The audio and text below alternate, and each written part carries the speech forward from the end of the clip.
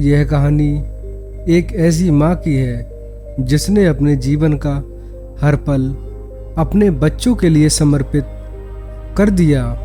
जो लोग अपने माता पिता को तकलीफ देते हैं वे यह भूल जाते हैं कि प्रकृति सब कुछ देखती है और हर किसी को उनके कर्मों का परिणाम जरूर देती है।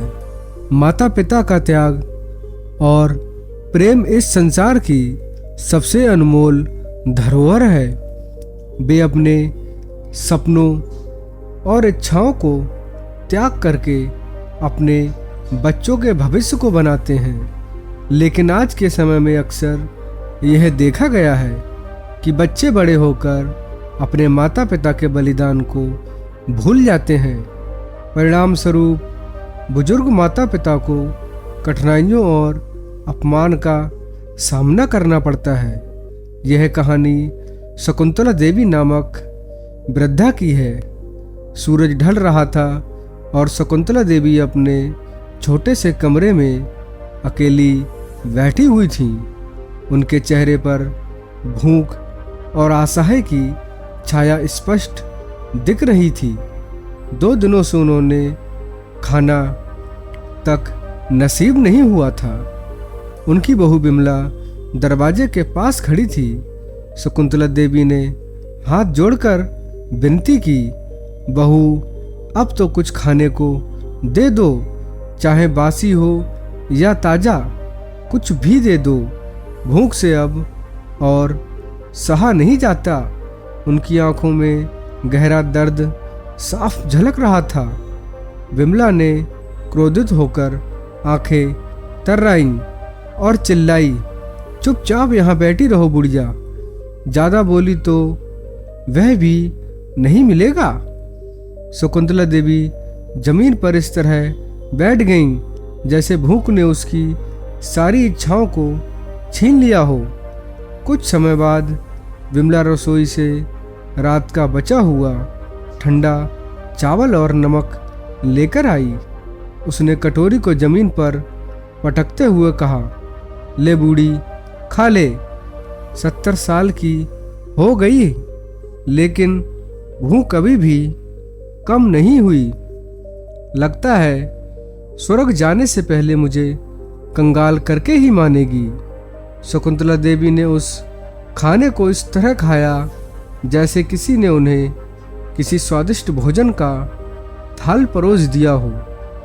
उनकी भूख इतनी गहरी थी कि उन्हें उस बचे हुए चावल और नमक में भी स्वाद महसूस हो रहा था। यह देखकर बिमला का गुस्सा और बढ़ गया। उसने कटोरी उठाई और चावल को जमीन पर पटक दिया, लेकिन भूख से बेबस शकुंतला देवी वहीं जमीन पर गिरे चावल खाने लगीं। तभी बिमला की सहेलियां वहां आ गईं। वे सभी अच्छे परिवारों की बिगड़ी हुई महिलाएं थीं। शकुंतला देवी को जमीन पर गिरे चावल खाते हुए देखकर वे जोर जोर से हंसने लगीं। उनमें से एक ने कहा, अरे बिमला, अब तो भिखारियों को भी खाना खिलाने लगी हो। यह नेक काम कब से शुरू कर दिया? बिमला ने व्यंग्यपूर्ण लहजे में कहा, अरे नहीं, यह मेरी सास है। गांव की अनपढ़ और गंवार औरत है, तभी तो जानवरों की तरह खा रही है। उनकी सहेलियों की खिलखिलाहट शकुंतला देवी के आत्मसम्मान को भीतर तक चोट पहुंचा रही थी, लेकिन भूख ने उन्हें इतना मजबूर कर दिया था कि वे शांत मन से अपने चावल खाती रहीं। तभी उनमें से एक सहेली ने मेज पर रखा पिज्जे का एक टुकड़ा उठाया और उसे शकुंतला देवी के सामने फेंक दिया। शकुंतला देवी की आंखों में उस टुकड़े को देखकर चमक आ गई। जैसे ही उन्होंने उसे उठाने के लिए हाथ बढ़ाया, सहेलियों ने उसे खींच लिया। यह खेल कुछ देर तक चलता रहा। सहेलियां कभी वह टुकड़ा उनके पास ले जाती तो कभी खींच लेती। उनकी ठहाकों की गूंज ने शकुंतला देवी के टूटे हुए दिल को और अधिक पीड़ा दी। भूख ने शकुंतला देवी को इतना बेबस बना दिया था कि वे चुपचाप सहन करती रहीं। उनके लिए वह बचा हुआ चावल और नमक भी किसी अमृत से कम नहीं था। लेकिन सहेलियों की हंसी और अपमान का यह मंजर उन्हें भीतर तक तोड़ रहा था। बिमला की एक सहेली ने पिज्जा का टुकड़ा जमीन पर फेंकते हुए कहा, ले बुढ़िया, अब खा ले इसे। शकुंतला देवी ने उसे उठाने के लिए हाथ बढ़ाया, लेकिन उनके आंसुओं ने सब कुछ बयां कर दिया। उनकी आत्मा अब पूरी तरह टूट चुकी थी। यह दृश्य किसी भी दयालु व्यक्ति की आंखों में आंसू ला सकता था, लेकिन बिमला ने और उसकी सहेलियों के दिल पत्थर के हो चुके थे। बिमला और उसकी सहेलियां शकुंतला देवी का मजाक उड़ाते हुए हंस हंस कर ठहाके लगा रही थीं। बिमला का व्यवहार ऐसा था जैसे वह इस अपमान से आनंद ले रही हो, लेकिन अचानक कमरे में सन्नाटा छा गया। बिमला के गाल पर एक जोरदार थप्पड़ पड़ा। उसकी सहेलियों की हंसी रुक गई और सबकी निगाहें बिमला पर टिक गई। बिमला चीखते हुए चिल्लाई, कौन हो तुम और तुम्हारी इतनी हिम्मत कैसे हुई मुझे थप्पड़ मारने की, इससे पहले कि वह कुछ और कह पाती। उसकी एक सहेली के गाल पर भी एक थप्पड़ पड़ा और वह लड़खड़ाकर सीधे शकुंतला देवी के पैरों में गिर पड़ी। दर्शकों, सामने खड़ी युवती कोई और नहीं बल्कि शकुंतला देवी की बेटी विनीता थी। उसके चेहरे पर गुस्से की लकीरें स्पष्ट दिख रही थीं। बिमला डरते हुए विनीता के पास गई और बोली, दीदी, यह क्या व्यवहार है? आप घर के मेहमानों के साथ ऐसा कर रही हैं? क्या आपको शर्म नहीं आती? बिमला की बात पूरी भी नहीं हुई थी कि विनीता ने उसे फिर से थप्पड़ जड़ दिया। गुस्से में कांपते हुए विनीता चिल्लाई, शर्म नहीं आती? भाभी, एक बूढ़ी और लाचार माँ के साथ ऐसा व्यवहार करते हुए अगर तुमने अभी इसी वक्त मेरी माँ से माफ़ी नहीं मांगी तो मैं ऐसा सबक सिखाऊंगी, मेरी माँ का मजाक बनाने से पहले 10 बार सोचोगी। विनीता के गुस्से को देखकर बिमला की सहेलियां सहम गईं। उन्होंने तुरंत शकुंतला देवी से हाथ जोड़कर माफ़ी मांगी और एक एक करके वहां से भाग खड़ी हुईं। विनीता शकुंतला देवी के पास गई, घुटनों के बल बैठकर अपनी माँ के कांपते हाथों को थाम कर बोली, माँ, क्या यह वही घर है जहाँ आपने सबका इतना ख्याल रखा था? क्या आपकी ममता का यही बदला दिया जा रहा है? शकुंतला देवी ने कुछ नहीं कहा। उनकी आंखों से आंसू बहने लगे। विनीता ने बिमला की ओर देखते हुए कहा, भाभी, मान लिया कि मेरी माँ ने आपको जन्म नहीं दिया, लेकिन क्या आप भूल गई कि इन्होंने आपको अपनी बेटी से भी अधिक प्यार दिया? जब आपकी शादी हुई थी, मेरी माँ ने आपको इतना मान सम्मान दिया कि आपको धरती पर पैर तक नहीं रखने दिया। याद है भाभी, सुबह जल्दी उठने की आपकी आदत नहीं थी। मैं खुद अपनी तकलीफ भूलकर आपके उठने से पहले चाय बना देती थी। उन्होंने आपको कभी माँ की कमी महसूस नहीं होने दी और बदले में आपने उन्हें यह सिला दिया। विनीता रोते हुए अपनी माँ के गले लग गई। उसने अपनी माँ के आंसुओं को अपने आंसुओं से पोंछने की कोशिश की, फिर कड़ी आवाज में बोली, अब और नहीं माँ, अब आपके साथ कोई अन्याय नहीं होगा। मैं वादा करती हूँ कि आपकी हर चोट का बदला लूंगी। शकुंतला देवी एक सीधी सादी और ममता से भरी हुई महिला थी। उन्होंने अपना पूरा जीवन अपने बच्चों के पालन पोषण और उनके उज्जवल भविष्य के लिए समर्पित कर दिया था। उनके पति रोशनलाल एक छोटी सी किराने की दुकान चलाते थे। इसी से उनका परिवार किसी तरह गुजर बसर करता था। समय के साथ बच्चे बड़े हुए और उनके खर्चे भी बढ़ने लगे। बच्चों की हर ज़रूरत पूरी करने के लिए रोशनलाल ने दिन रात मेहनत की। दुकान के अलावा वह रात में मजदूरी भी करते थे। शकुंतला देवी ने घर के कामों के साथ साथ बच्चों की पढ़ाई और परवरिश में कोई कमी नहीं छोड़ी। उन्होंने अपना हर सपना बच्चों के भविष्य के लिए त्याग दिया। जब उनकी दोनों बेटियां शादी योग्य हुईं तो उन्होंने अपनी सारी जमा पूंजी खर्च कर दी और उनकी शादियां अच्छे घरों में कर दी, यह सोचकर कि बेटियों का घर बस जाएगा। वे बेटे के भविष्य और अपने बुढ़ापे का सहारा देखने का सपना देख रही थी।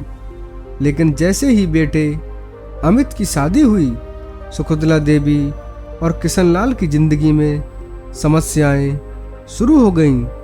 अमित ने परिवार की जिम्मेदारियों से मुंह मोड़ लिया।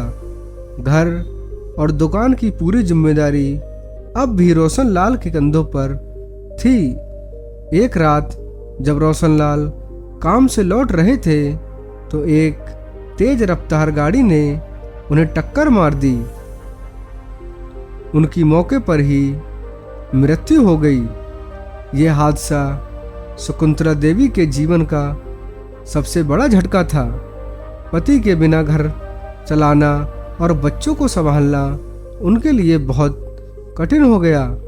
लेकिन इससे भी बड़ा दर्द तब हुआ जब उनकी बहू बिमला धीरे धीरे पूरे घर पर अपना कब्जा करने लगी।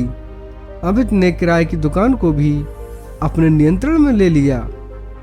हालांकि रोशनलाल ने अपनी मृत्यु से पहले एक ऐसा कार्य किया था जिसका राज केवल उनकी बेटियां विनीता और माया को पता था।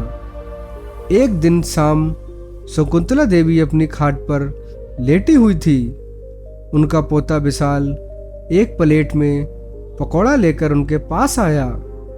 उसने पकौड़ा खाते हुए अपनी दादी से कहा, दादी क्या आप भी पकौड़ा खाओगी? ये बहुत स्वादिष्ट है। शकुंतला देवी ने पकौड़ा पकड़ कर देखा और उनके मन में खाने की लालसा जगी। लेकिन उन्होंने अपने पोते से कहा, नहीं बेटा, तू ही खा ले, मैं नहीं खाऊंगी। विशाल ने बार बार कहा, दादी खा लो। लेकिन जब उन्होंने फिर मना कर दिया तो विशाल ने खुद एक पकौड़ा उनके मुंह में डाल दिया। शकुंतला देवी ने आंखें बंद करके उस पकौड़े का स्वाद लिया। महीनों बाद उन्हें ऐसा कुछ खाने को मिला था। तभी पीछे से किसी ने उनके बाल पकड़ लिए। शकुंतला देवी ने घबराकर आंखें खोली तो देखा कि बिमला गुस्से से तमतमा रही थी। विशाल डर के मारे वहां से भाग गया। बिमला ने शकुंतला देवी के बाल पकड़कर उन्हें खाट से नीचे फेंक दिया और चिल्लाई, तुझ में इतनी हिम्मत कैसे हुई बुढ़िया, मेरे बेटे के पकौड़े छीनकर खाने की? अगर बीमार पड़ गई तो इलाज का खर्चा कौन उठाएगा? शकुंतला देवी ने रोते हुए कहा, बहू मैंने पकौड़ा नहीं खाया, वह तो विशाल ने जबरदस्ती मेरे मुंह में डाल दिया था। बिमला का गुस्सा किसी तरह शांत होने का नाम नहीं ले रहा था। उसने शकुंतला देवी को पीटना शुरू कर दिया। चिल्लाते हुए बोली, तू कब से मेरे सिर पर बोझ बनी हुई है और अब मेरे बनाए हुए नियम भी तोड़ने लगी है। आज तुझे ऐसा सबक सिखाऊंगी। शकुंतला देवी को फटकार और पीटती रही। उनके दर्द से निकलती आवाजें भी उसे रोक नहीं पाई। जब बिमला का गुस्सा शांत हुआ तो उसने कहा, आज पूरे दिन तुझे खाने को कुछ नहीं मिलेगा। अब भुगत और याद कर कि पकोड़े का स्वाद कैसा होता है। शकुंतला देवी जमीन पर पड़ी रही। उनका शरीर दर्द से कांप रहा था। विमला की मार से शकुंतला देवी घंटों तक जमीन पर बेहोश पड़ी रही। उनका कमजोर शरीर इस अत्याचार को सहन करने में असमर्थ हो चुका था। करीब 1 घंटे बाद उनका पोता विशाल डरते डरते उनके पास आया। उसकी मासूमियत ने उसे हिम्मत दी कि वह अपनी दादी को पानी पिला सके। उसने उन्हें हल्के से उठाया और पानी पिलाया। जब शकुंतला देवी को होश आया तो उन्होंने धीमी आवाज से पूछा, तू ठीक तो है बेटा? लेकिन डर के कारण विशाल वहां से तुरंत भाग गया। वह ने उसे इतना डरा दिया था कि वह अपनी दादी के पास रुकने की हिम्मत नहीं जुटा सका। शकुंतला देवी लड़खड़ाते हुए उठी और अपनी खटिया पर जाकर बैठ गईं। उनके शरीर पर चोटों के निशान और मन में गहरा दर्द था। अब उनका दिन केवल आंगन में या खटिया पर बिताना था, चाहे गर्मी हो, सर्दी हो या बरसात। उन्हें घर के अंदर जाने की अनुमति नहीं थी। शकुंतला देवी अक्सर मक्खियों को उड़ाते हुए अपने अतीत को याद करती थीं, जब यह घर उनकी ममता और प्रेम से भरा हुआ था। वही घर जो कभी उनका संसार था, अब उनके लिए जेल बन चुका था। उनका बेटा अमित, जो अपने माता पिता द्वारा बनाई गई दुकान चला रहा था, दिन में कई बार उनके पास से गुजरता, लेकिन उसने कभी रुक कर अपनी माँ से उनका हालचाल नहीं पूछा। विमला का व्यवहार अजीब था। जब शकुंतला देवी की बेटियां घर आती तो वह अचानक विनम्र और सेवा भाव से भरी महिला बन जाती। वह शकुंतला देवी की देखभाल करती, उन्हें साफ कपड़े पहनाती और तरह तरह के व्यंजन परोस देती। लेकिन जैसे ही बेटियां अपने घर लौटती, विमला फिर अपने पुराने स्वरूप में लौट आती। वह दिन रात शकुंतला देवी से काम करवाती और उन्हें तरह तरह की कठिनाइयाँ, मारपीट देती रहती थी। एक सुबह जब शकुंतला देवी को पता चला कि उनकी छोटी बेटी विनीता और बड़ी बेटी माया आने वाली है, तो उनके चेहरे पर खुशी की लहर दौड़ गई। उन्होंने सोचा, चलो 1 साल बाद कुछ अच्छा खाने को मिलेगा। बेटियों के आने से शायद थोड़ी राहत मिल जाएगी। दूसरी ओर विमला गुस्से में बड़बड़ा रही थी, इन लोगों को और कोई काम नहीं है जो बार बार मुंह उठाकर चली आती हैं। अब इनके साथ इस बुढ़िया की भी सेवा करो। अगर मेरा बस चलता तो इस बुढ़िया को कहीं भेज देती। ना घर की है ना घाट की, बस सबकी दुश्मन बनी बैठी है। विनीता का आने का समय शाम का था, लेकिन वह अचानक दोपहर में ही पहुंच गई। उसने अपने भैया भाभी को पहले से कोई खबर नहीं दी थी। उसका उद्देश्य सभी को चौंका देना था। जैसे ही विनीता ने घर में कदम रखा, उसने अपनी माँ को आंगन में खटिया पर लेटा देखा। उनकी दुर्दशा देखकर उसकी आंखों में आंसू भर आए। वह तुरंत अपनी माँ के पास गई और उनके हाथ पकड़कर धीरे से बोली, माँ, आप कैसी हैं? शकुंतला देवी ने अपनी बेटी को देखा, लेकिन कुछ कहने की हिम्मत नहीं जुटा पाई। माहौल को हल्का करने के लिए विनीता मुस्कुराते हुए बोली, ओहो, मैं तो बताना ही भूल गई, कल दीदी भी आ रही हैं।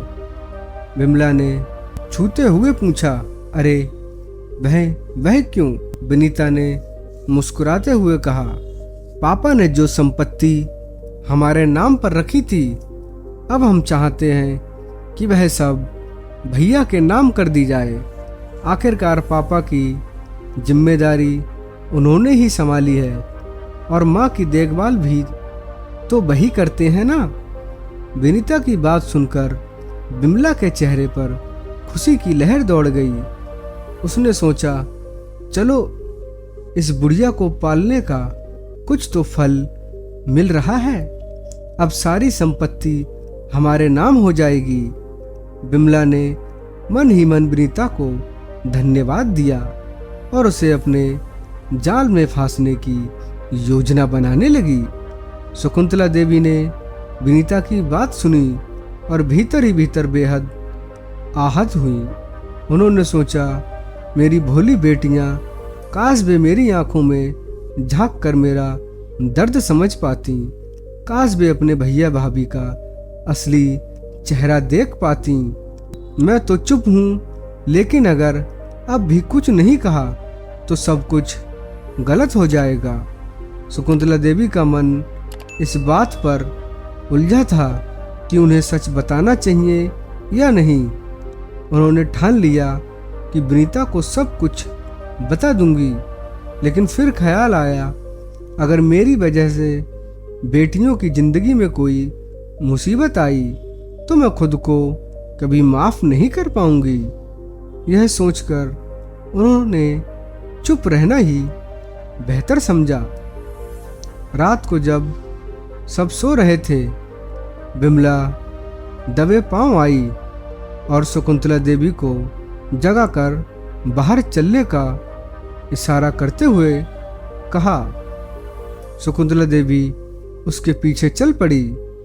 बिमला उन्हें रसोई में ले गई और वहां पहुंचते ही उनकी कमर पर जोर से बेलन मारते हुए बोली, बहुत आराम फरमा रही हो बुढ़िया, अगर तुमने अपनी जबान खोली तो याद रखना तुम्हारे साथ क्या होगा।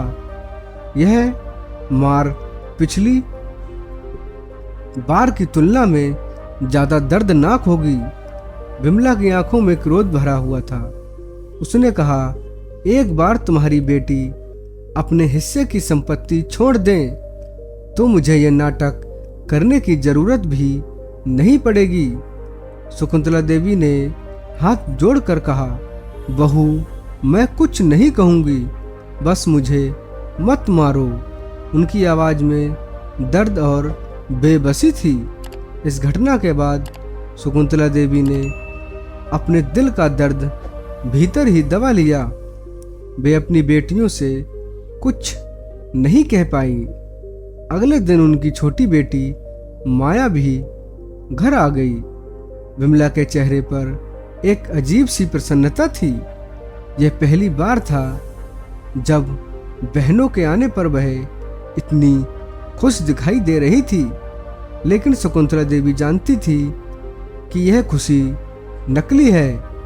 उन्हें एहसास था कि माया के जाने के बाद विमला उनके साथ और भी क्रूरता से पेश आएगी। फिर भी वह कुछ कहने की हिम्मत नहीं जुटा पा रही थी। खाना खाने के बाद माया ने कहा, भैया हमने वकील से कागजात तैयार करवा लिए हैं, वह कल उन्हें लेकर आएंगे। यह सुनते ही शकुंतला देवी से रहा नहीं गया। कांपती हुई आवाज में उन्होंने कहा, बेटा यह सब करने की क्या जरूरत है? तुम्हारे पापा ने जो भी किया सोच समझ कर ही किया होगा। उनकी बात सुनते ही अमित और बिमला ने गुस्से से उनकी ओर घूरा। उनकी आंखों में साफ झलक रहा था कि वह उसको डराना चाहते हैं कि यह उन्हें बिल्कुल पसंद नहीं है। तभी विनीता ने बीच में कहा, माँ पापा ने हम तीनों को हमेशा बराबर का प्यार दिया। उन्होंने जो भी किया हमारे लिए किया, लेकिन अब जब हम अपने घरों में खुश हैं तो इन चीज़ों की हमें ज़रूरत नहीं। भैया और भाभी ही इन सबके असली हकदार हैं। आखिरकार पापा की सारी जिम्मेदारियां भैया ने ही संभाली हैं और अब आपकी देखभाल भी भई कर रहे हैं। विनीता की बात सुनकर अमित और बिमला के चेहरे पर खुशी की लहर दौड़ गई। वे दोनों मन ही मन प्रसन्न हो रहे थे। बिमला ने सोचा, एक बार यह बहनें अपनी संपत्ति छोड़ दें तो मैं इन्हें हमेशा के लिए इस घर से दूर कर दूंगी। सुबह विनीता और माया ने बिमला से कहा, भाभी, हम माँ के लिए बाजार से कुछ सामान लेने जा रहे हैं, पता नहीं फिर कब आना होगा, इसलिए इस बार माँ के लिए पूरी व्यवस्था करके जाएंगे और हाँ, 1 घंटे में हम वकील को लेकर लौटेंगे। यह सुनकर बिमला के मन में लालच जाग उठा। उसने सोचा, इन बहनों से जल्द कागजों पर हस्ताक्षर करवा लूं ताकि यह घर पूरी तरह से मेरा हो जाए। जैसे ही दोनों बहनें घर से बाहर गईं, बिमला ने अपना असली रंग दिखाना शुरू कर दिया। उसने अपना गुस्सा शकुंतला देवी पर निकालना शुरू कर दिया। बिमला उनके पास गई, अपने हाथ में पनीर का एक टुकड़ा लिया और व्यंग्यात्मक स्वर में बोली, ले बुढ़िया, तुझे पनीर के टुकड़े खाने का बहुत शौक है ना? देख कितना बड़ा पनीर का टुकड़ा लाई हूं, खा ले। इसके बाद उसने उस पनीर के टुकड़े पर ढेर सारी लाल मिर्च का पाउडर डाल दिया और क्रोधित होकर बोली, अब खा इसे। शकुंतला देवी ने लेते हुए कहा, बहू, इतनी मिर्च मैं नहीं खा सकती। मेरी बेटियां भी यहाँ नहीं हैं जो मुझे बचा लेंगी। उन्होंने हाथ जोड़ते हुए निवेदन किया, बहू, एक बार तूने मुझे जबरदस्ती खराब खाना खिलाया था जिससे मैं 15 दिन तक बीमार रही। अब इतनी मिर्च से मैं मर जाऊंगी। अगर मैं मर गई तो भी चलेगा, लेकिन अगर बच गई तो बहुत तड़पूंगी। बहू, ऐसा अन्याय मत करो। अगर तुम्हें मुझसे इतना कष्ट है तो मुझे जहर लाकर दे दो, मैं खाकर हमेशा के लिए तुम्हें छोड़ दूंगी। लेकिन ऐसे रोज रोज मुझ पर अत्याचार मत करो। आखिर मैंने तुम्हारा क्या बिगाड़ा है? बिमला ने क्रोधित होकर कहा, जहर देने की हिम्मत होती तो कब का दे देती, लेकिन मैं जेल नहीं जाना चाहती, इसलिए जितने दिन तू जिंदा है तेरा ऐसा हाल करूंगी कि तू खुद मरने की दुआ मांगेगी। उसके बाद उसने पनीर का टुकड़ा जबरदस्ती अपनी सास के मुंह में ठूसने की कोशिश की। तभी पीछे से उसकी ननद विनीता और माया ने आकर बिमला को जोर से धक्का दिया। पनीर का टुकड़ा दूर जा गिरा। माया ने बिमला की ओर जोर से तमाचा मारा और उसे गुस्से में बोली, तुम्हारी हिम्मत कैसे हुई मेरी माँ के साथ ऐसा सलूक करने की? बिमला यह देखकर हैरान रह गई। उसने गुस्से में कहा, यह क्या कर रही हो माया? मैं तुम्हारी भाभी हूँ, मुझ पर हाथ उठाने की तुम्हारी हिम्मत कैसे हुई? माया ने सख्त लहजे में जवाब दिया, भाभी, जो तुमने मेरी माँ के साथ किया उसके सामने यह कुछ भी नहीं। तुम्हारे जैसे लोगों के लिए कोई भी सजा कम नहीं। तभी अमित वहां आ गया। उसने देखा कि माया अपनी भाभी को डांट रही है। बिमला ने तुरंत रोने का नाटक करते हुए कहा, देखिए जी, आज ये बहनें छोटी होकर अपनी भाभी पर हाथ उठा रही हैं। मैंने इनकी कितनी देखभाल की, लेकिन आज ये मुझे मार रही हैं। अमित ने गुस्से में माया से पूछा, यह सब क्या कर रही हो? तुम लोग यहाँ क्या करने आई हो? माया ने शांत लेकिन दृढ़ स्वर में कहा, हम अपनी माँ के सम्मान के लिए यहाँ आए हैं। अमित ने व्यंग्यपूर्ण लहजे में कहा, यह घर मेरा है और यहाँ सिर्फ मेरा और बिमला का हुक्म चलेगा। अगर तुम्हें कोई परेशानी है तो अपनी माँ को अपने साथ ले जाओ। और हाँ, मुझे पता है कि तुम लोग वकील के साथ मेरी दुकान पर गई थीं। तुमने अपने हिस्से की जमीन मेरे नाम कर दी है। अब मुझे तुम्हारी किसी चापलूसी की जरूरत नहीं।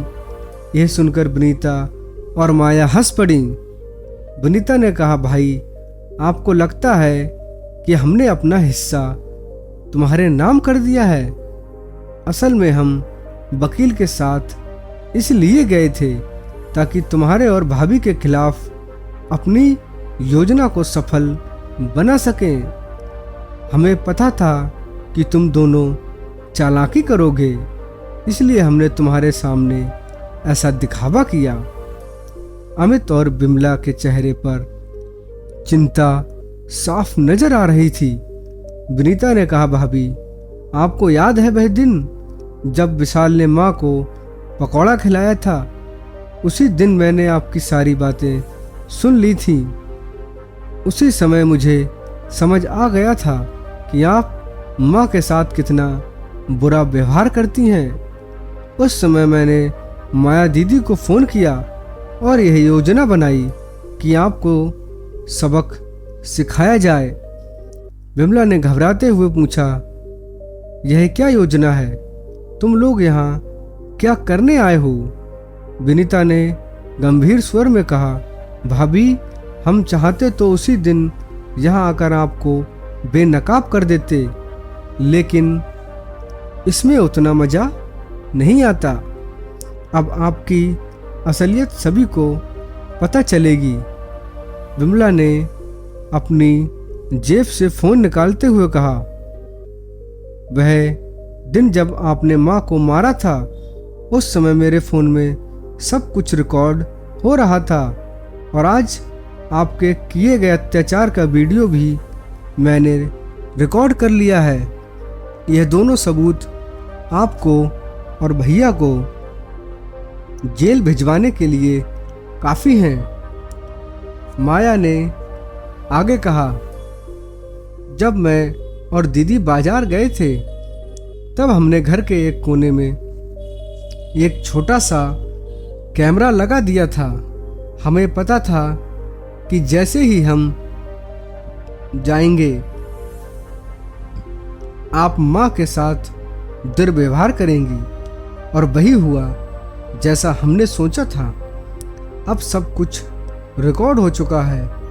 अपनी बेटियों की बातें सुनकर शकुंतला देवी की आंखों में आंसू आ गए।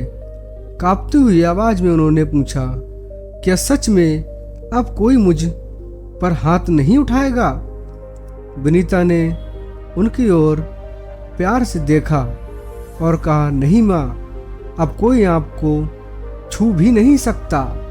अगर किसी ने ऐसा करने की कोशिश की तो हम उसे ऐसा सबक सिखाएंगे जो वो जिंदगी भर नहीं भूल पाएगा। शकुंतला देवी ने गहरी सांस लेते हुए कहा, जानती हो बेटा, जब वह मुझे मारती थी तो मैं 2-2 दिन तक बिस्तर से नहीं उठ पाती थी। कभी कभी तो दर्द इतना बढ़ जाता था कि उल्टियां होने लगती थीं। माया की आंखों में आंसू भर आए। उसने कहा, माँ, आपने हमें पहले ये सब क्यों नहीं बताया? आप इतने अत्याचार सहती रहीं और चुप रहीं। शकुंतला देवी ने धीरे धीरे कहा, बेटा, मुझे डर लगता था। मुझे लगता था कि अगर मैंने कुछ कहा तो वे मुझे घर से बाहर निकाल देंगे, और अगर मुझे उन्होंने घर से निकाल दिया तो मैं कहाँ जाती? मैं तुम्हारे ससुराल जाकर तुम्हारी जिंदगी में बोझ नहीं बनना चाहती थी। कांपती हुई आवाज में शकुंतला देवी ने कहा, मैं तो फिर भी सह लेती थी, लेकिन उस दिन जब तुम्हारे भाई ने मुझे मारा तो मुझे अपनी हड्डियों के चटकने की आवाज सुनाई दी। उसने लोहे की बाल्टी से मेरे सिर पर मारा था। मुझे लगा उस दिन मैं मर जाऊंगी। अपनी माँ की बातें सुनकर दोनों बहनों की आंखें गुस्से और दुख से भर गईं। विनीता ने कहा, माँ, अब आपकी हर चोट का हिसाब होगा। हम इन दोनों को ऐसी सजा दिलवाएंगे कि कोई और बेटा या बहू अपनी बूढ़ी माँ के साथ ऐसा करने की सोच भी नहीं सके। माया ने बिमला और अमित की ओर घूरते हुए कहा, तुम दोनों ने जो किया है उसके लिए जेल जाना ही होगा। अब तुम अपने कर्मों का परिणाम भुगतोगे। बिमला और अमित के चेहरे पर डर साफ दिख रहा था।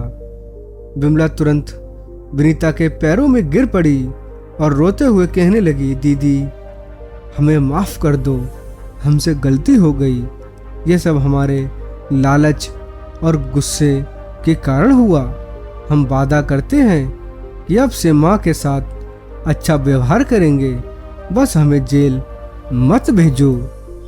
लेकिन माया ने सख्त स्वर में जवाब दिया, भाभी, जब आप माँ को पीटती थीं तब क्या आपको यह ख्याल आया था कि आप कितनी बड़ी गलती कर रही हैं? माँ की हर चीख और आह आपके कानों में गूंजी होगी, लेकिन फिर भी आपने उन पर अत्याचार किया। अब माफी मांगने से कुछ नहीं होगा। इतने में दरवाजे पर दस्तक हुई। विनीता ने दरवाजा खोला तो देखा पुलिस बाहर खड़ी थी। उसने पुलिस को अंदर बुलाया और कहा, यही वे लोग हैं जिन्होंने मेरी माँ को प्रताड़ित किया। हमारे पास उनके खिलाफ सबूत भी हैं।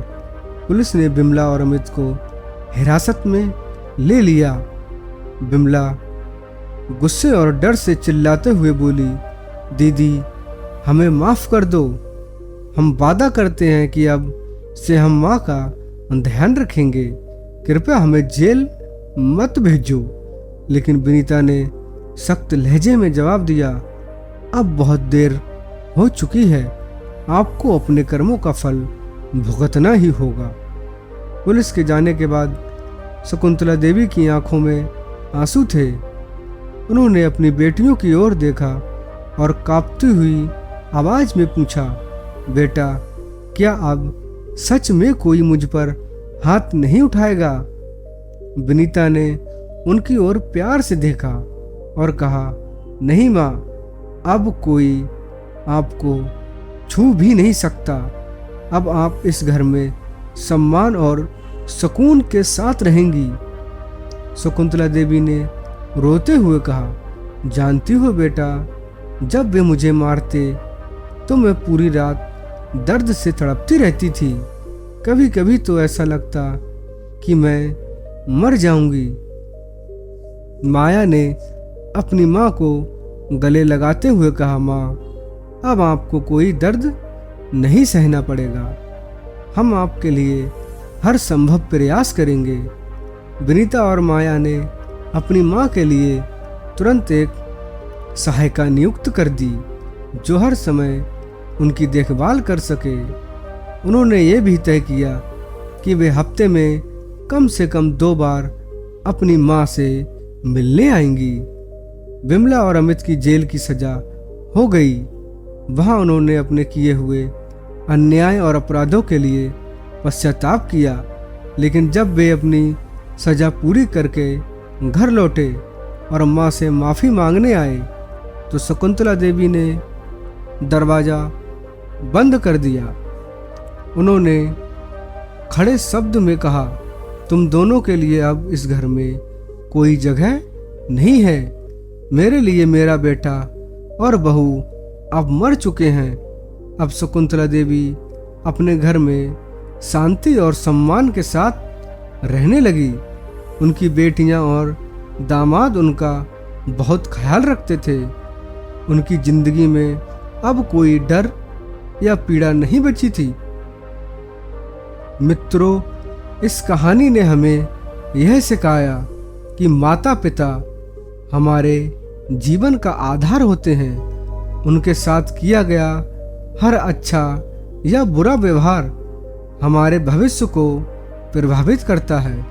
इसलिए हमें हमेशा अपने माता पिता का आदर करना चाहिए और उनकी सेवा करनी चाहिए। शकुंतला देवी की यह कहानी केवल एक उदाहरण है। यह हमें यह याद दिलाती है कि माता पिता के साथ किया गया हर आचरण ईश्वर के सामने जाता है। उनके साथ अच्छा व्यवहार करना हमारा सबसे बड़ा धर्म है।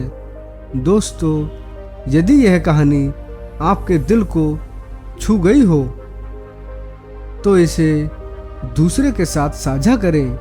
अपने माता पिता का आदर करें, उनकी सेवा करें, उनके जीवन को खुशहाल बनाएं।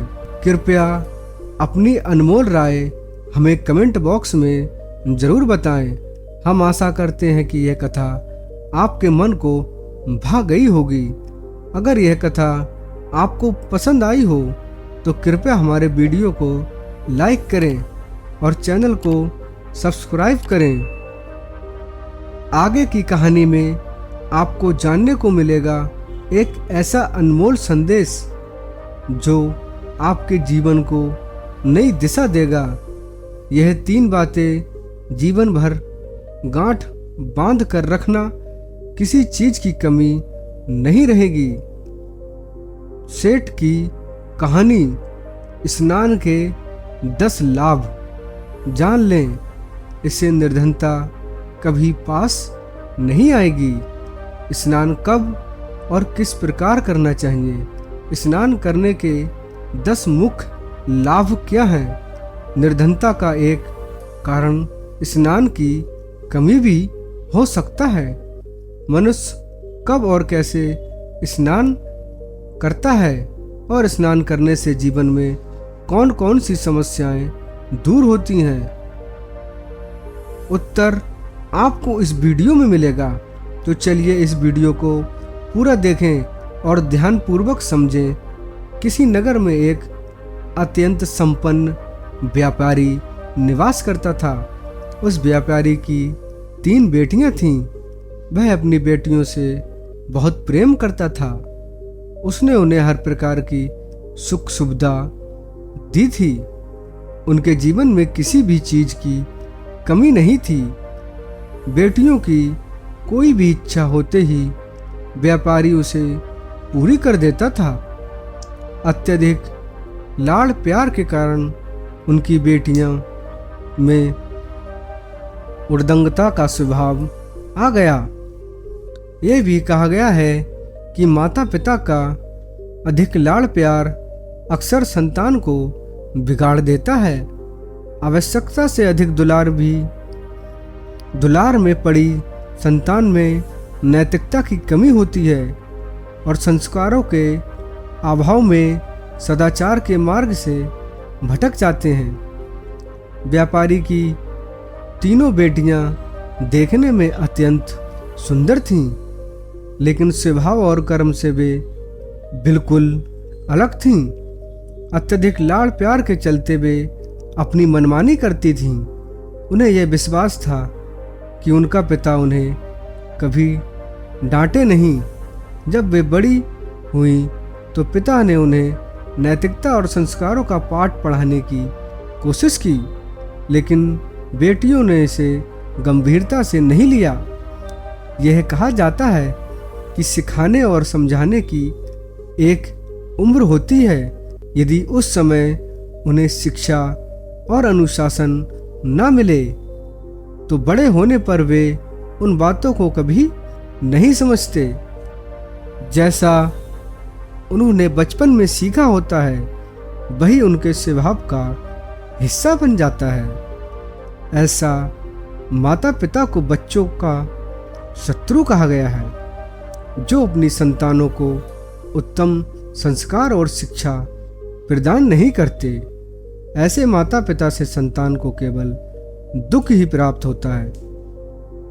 चाणक्य ने भी कहा कि जिन मनुष्यों में ज्ञान, पुण्य, कर्म, धर्म और उत्कृष्टता नहीं होती, वे धरती पर मानव स्वरूप में केवल बोझ होते हैं। इसी प्रकार व्यापारी की बेटियां भी अपने अमीर घरों में जाकर अपने अशिष्ट व्यवहार के कारण अपने ससुराल वालों को परेशान करने लगी। उनके अनुचित आचरण और नियमहीन जीवन शैली के कारण उनके ससुराल वाले उनसे दुखी हो गए। उन 3 बहुओं ने अपनी सासों की बातों को कभी गंभीरता से नहीं लिया। सास जब भी उन्हें सुबह जल्दी उठने को कहती, वे गुस्से में उन पर चिल्ला पड़ती। ना तो उनमें सास ससुर के प्रति सम्मान का भाव था और ना ही उनके व्यवहार में कोई शालीनता। उनके असभ्य आचरण के कारण घर में अक्सर कलह होने लगा। धीरे धीरे उनके इन अवगुणों का असर परिवार की आर्थिक स्थिति पर पड़ने लगा। व्यवहार में लगातार घाटा होने लगा और जिस काम में पैसा लगाया जाता वह विफल हो जाता। जब उनके पास धन समाप्त हो गया तो उन्होंने उधार लेकर निवेश किया, लेकिन फिर भी केवल नुकसान ही हुआ। धीरे धीरे वे पूरी तरह कर्ज में डूब गए और सड़क पर आ गए। उनके सारे व्यापारिक उपक्रम बंद हो गए। घर में झगड़े, तनाव बढ़ने लगे। पतियों पर इतना कर्ज चढ़ गया कि घर और जमीन बेचकर उसे चुकाना पड़ा। अंततः उनके पास कुछ भी नहीं बचा और वे एक झोपड़ी बनाकर रहने लगे। हालांकि वे तीनों बहनें गरीबी का जीवन स्वीकार करने को तैयार नहीं थीं। हमेशा ऐश्वर्य और सुख सुविधाओं में रही वे बहनें झोपड़ी में रहकर अपमानित महसूस करती थीं।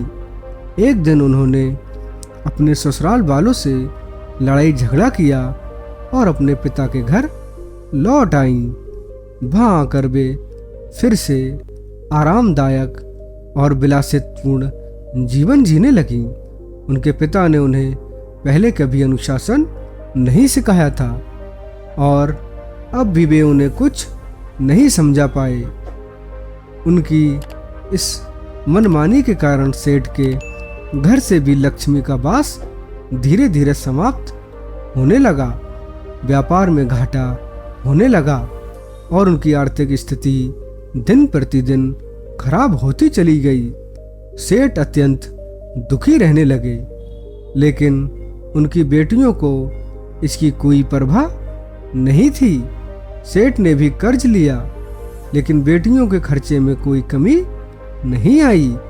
इस दौरान माता लक्ष्मी ने भगवान विष्णु से कहा, हे प्रभु, इन कन्याओं के कारण, अनुचित आचरण के कारण मैंने 4 घरों से विदा ली है, लेकिन इनका स्वभाव अभी भी नहीं बदला।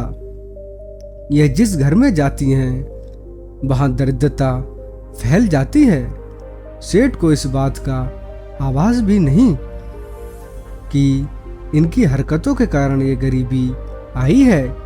कृपया उन्हें सच्चाई का सामना कराएं। भगवान विष्णु साधु का रूप धारण कर सेठ के घर पहुंचे। दरवाजे पर खड़े होकर साधु ने भिक्षा मांगी। तीनों बेटियों ने साधु को देखा, लेकिन उन्हें भिक्षा देने की बजाय वे चारपाई पर बैठी बैठी बातें करती रहीं। थोड़ी देर बाद सेठ आया और साधु को देखकर उनका आदर पूर्वक स्वागत किया। सेठ ने साधु को अपनी कठिनाइयों के बारे में बताया। सेठ ने कहा, हे साधु महाराज, कुछ समय पहले मेरी आर्थिक स्थिति बहुत अच्छी थी, लाखों का व्यापार होता था, लेकिन अब सब बर्बाद हो गया। मेरी बेटियों के ससुराल वाले भी गरीब हो गए, उनकी सारी संपत्ति बिक चुकी है। मुझे समझ नहीं आ रहा कि यह सब अचानक कैसे हो गया। भगवान साधु के रूप में मुस्कुराए और बोले, सेठ, तुम्हारी और तुम्हारी बेटियों के ससुराल में दरिद्रता का कारण तुम्हारी यही तीनों बेटियां हैं। इनकी अनुशासनहीनता और आलस्य ने देवताओं को अप्रसार कर दिया है। भोजन के बाद स्नान करती हैं और कभी पूजा अर्चना नहीं करती। इनके रहन सहन के कारण घर का माहौल दूषित हो गया है। इनके अपवित्र आचरण के कारण रोग, शोक और दरिद्रता छा गई है। सेठ ने पूछा, हे साधु महाराज, हम अपनी स्थिति को कैसे सुधारें? साधु ने कहा, हे सेठ, यदि तुम्हारी बेटियां मेरी बातों का पालन करें तो वे पुनः समृद्ध हो सकती हैं। मैं तुम्हें स्नान से संबंधित कुछ बातें बता रहा हूँ, इन्हें ध्यान पूर्वक सुनो और याद कर लो। स्नान 4 प्रकार के होते हैं: देव स्नान, आर्ष स्नान, मनुष्य स्नान और पिशाच स्नान। ब्रह्म मुहूर्त में किया गया स्नान ब्रह्म स्नान कहलाता है। यह रात्रि के अंतिम प्रहर में किया जाता है और इसे सर्वश्रेष्ठ स्नान माना गया है। यह बुद्धि को तेजस्वी और सात्विक बनाता है। इस समय स्नान करने से मन शुद्ध होता है और पूजा पाठ व बड़ों की सेवा सत्कार की ओर प्रेरित होता है। देवताओं की कृपा से सुख, शांति और धन वैभव बना रहता है। व्यक्ति पूरे दिन ऊर्जा से भरपूर और स्वस्थ रहता है और रोग उसके पास नहीं आते। सुबह किए जाने वाला स्नान देव स्नान कहलाता है। यह भी उत्तम स्नान माना गया है। सूर्य उदय से लेकर 1 घंटे के भीतर किया गया स्नान मनुष्य स्नान कहलाता है, जो ठीक ठाक माना गया है। चौथा प्रकार है पिशाच स्नान, जो सूर्य निकलने के 2 घंटे बाद से लेकर पूरे दिन तक किया जाता है। यह स्नान करने वाला व्यक्ति आलसी और नकारात्मकता से भरा रहता है। शुभ कर्मों का विचार भी उसके मन में नहीं आता। उसका मन अपवित्र विचार और अनुचित इच्छाओं की ओर भागता है। तामसिक प्रवृत्ति का व्यक्ति बनकर वह साधु सेवा और परोपकार से दूर हो जाता है। दुर्भाग्य उसका पीछा नहीं छोड़ता। अपवित्रता के कारण दिव्य शक्तियां उससे दूर हो जाती हैं, जिससे वह रोग, दुख और दरिद्रता से घिर जाता है। रात्रि और संध्या के समय जब तक अत्यंत आवश्यक न हो, स्नान से बचना चाहिए। मनुष्य को इन 3 प्रकार के स्नान ही करने चाहिए, क्योंकि यही गुण, कर्म और विचारों को शुद्ध करते हैं। स्नान करते समय देवताओं और ईश्वर का आवाहन करना चाहिए, जिससे भीतर सद्गुण उत्पन्न हो।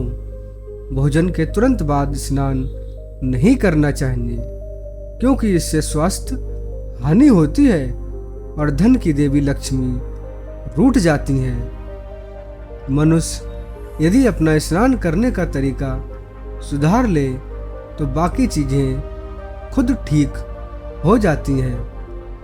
अन्यथा मलिन बुद्धि से जीवन में विनाश के मार्ग खुल जाते हैं। प्रिय दर्शकों, नित्य स्नान करने से यह 10 लाभ मिलते हैं।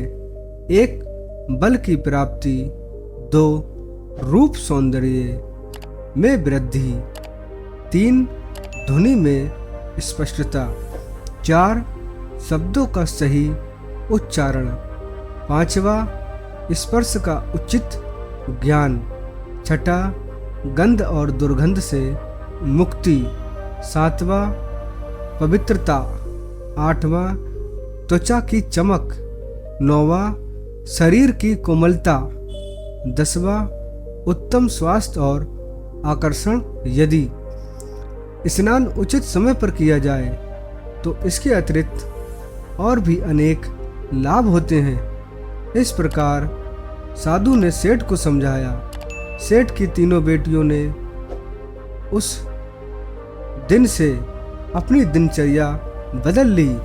धीरे धीरे उन्होंने अपनी खोई संपत्ति और वैभव पुनः प्राप्त कर लिया। इसलिए कहा गया है कि मनुष्य को अपने जीवन में नियम और अनुशासन बनाए रखना चाहिए। ऐसा करने से सुख, शांति और धन वृद्धि होती है।